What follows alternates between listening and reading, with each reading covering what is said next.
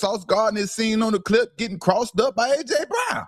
You know, I think Sauce is a very average cornerback because of his lack of ability to make plays. But this clip isn't a big deal. That's just my personal opinion. And y'all know how I always felt about Sauce. And until he proves me wrong, I'm going to continue to talk about it because he's a big name player who teams spent a lot of equity on. Let's just say it like that, you know? But could you imagine, just imagine being the coach for the Indianapolis Colts, coaching Sauce Gardner and having to watch your player you traded 2 first-round picks for look like this.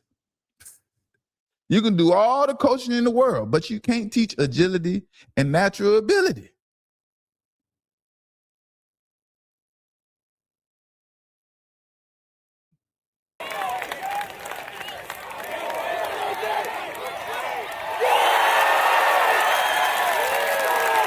Not a big deal. We're just checking it out.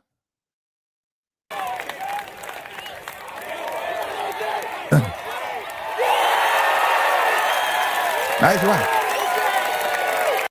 Nice route.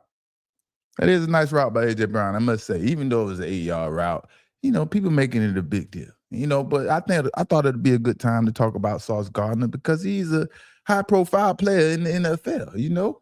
And one-on-ones with wide receivers and cornerbacks isn't really a fair drill for us cornerbacks. It's really an offensive drill. But it makes us better and it makes us compete to a level that we not normally have to compete to, you know, because we have a pass rush and so on and so forth out there. I like to call one-on-ones 2-on-1, you know what I mean? But Sauce Gardner made it. He is paid. Now the team gave up 2 first-round picks for him, you know? Now it's about how much pride does Sauce Gardner have? How much pride does he have not to let his team down or let his team go down with the worst trade in NFL history? Because we can all get paid and then shut it down and not care. We paid, our dream has come true, you know? Now, it's a different story if he isn't able to be the player that they expect him to be, or, you know, trading 2 first-round picks. Now, that's a different story. Then all we can say is congratulations to Sauce Gardner. He won the NFL Powerball sweepstakes. He tricked a lot of people. Congratulations. You understand? That's just my opinion of how I feel about Sauce Gardner, you know? Until they prove me wrong, I'm still standing on 10 toes. It's not, I'm not hating against anybody. I don't have no ill will towards anybody, anything. I just say what I see. When everybody, you know, with Sauce Gardner was all world. I'm the one that stood out there on the paint on 10 toes and said, no, I don't see what y'all see, you know?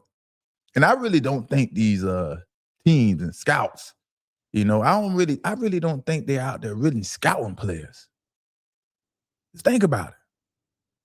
This is a system, man. They have a system and protocol of how teams do certain things. Who's out there really breaking down film and watching players that's been in the NFL for 4 or 5 seasons?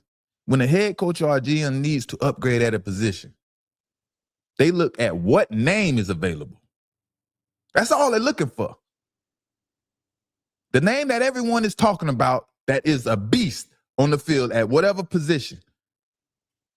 Not what that player can produce or how good he actually is. When it comes to Sauce Gardner, I bet the Vikings GM and head coach agree that he's a lockdown cornerback. What a lockdown cornerback is, that is so opinionated. And I mean, he can go from left and right, man. I done heard stories upon stories about lockdown cornerback. You understand? And people are so confused about good cornerback play or great cornerback play. People are just confused. I hear people talking about he has great technique. That makes him a great corner. Oh, man, he pressing the wide receiver at the line of scrimmage. That makes him a good corner. Not talking about Sauce Gardner, just talking in general. People are so confused about productivity and what is actually needed to be, you know, to help your team, you know. A corner, man, for me, it didn't take me long. It didn't take me longer than his rookie season, you know, when Like I said, he was all world. To see he was overrated, you know? That's one thing if I saw some potential out there and I was getting on him and he had some potential to be good or be well-established cornerback. But I'm just being honest, just come out there and prove me wrong. But I want to know also, what are the expectations for a cornerback a team gave up 2 first-round picks for, What are the expectations? I have a hard time trying to figure that out. Like, what are the expectations giving up 2 first-round picks for a cornerback? I really want to understand. Now, if the Colts somehow win the Super Bowl, go to the Super Bowl, win the Super Bowl, every decision seems like the correct decision. You can't really blame them for anything unless somehow Sauce get benched and he's not a part of the team. He's just on the team and he's not contributing on the field to that Super Bowl run, But what does it take? Now, other than the Super Bowl, a cornerback, if a team trades 2 first-round picks for a cornerback, man, he needs to be a turnover machine. I mean, he needs to have several turnovers in a lot of seasons, not just one season. And he should be running for Defensive Player of the Year, if you ask me.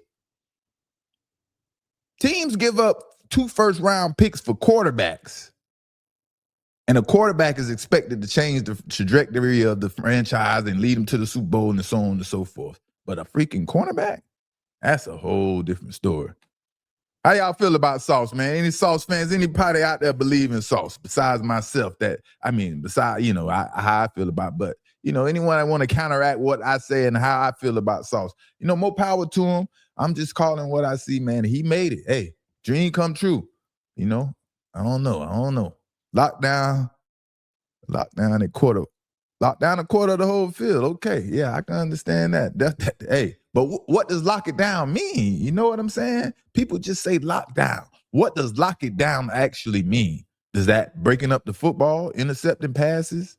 I think that's so opinionated. But whatever. Moving on. Now we're going to talk about